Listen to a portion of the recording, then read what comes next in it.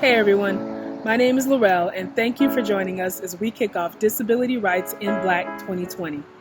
I have the pleasure of starting this series with talking about an amazing fighter under whose name our group has done some impactful work. I'm an organizer with the Harriet Tubman Collective. We're a group of Black, deaf, and disabled community builders and activists who strive to fight for radical inclusion and collective liberation.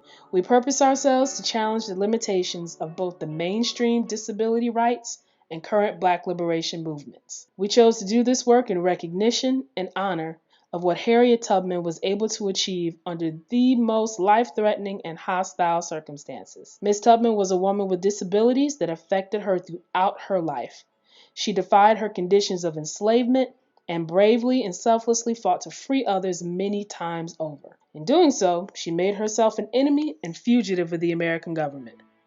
Her existence and her actions were illegal under the laws that govern this nation. Amazingly, those who once profited from her abuse and enslavement relied on her to use her skills to gather information and help weaken the Confederate faction during the Civil War.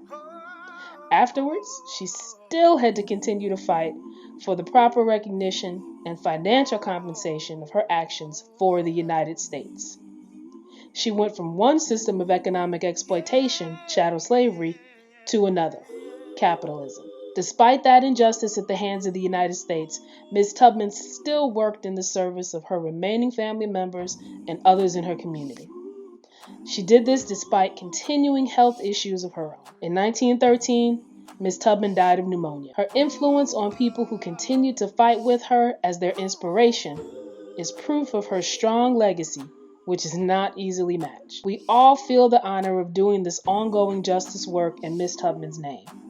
We recognize that our own liberation rests in the true freedom of all within our ranks. Through everything we do, we continue to celebrate Ms. Harriet Tubman. We salute her, and we try to strive to be as brave, to be as selfless, to be as purposed as she was.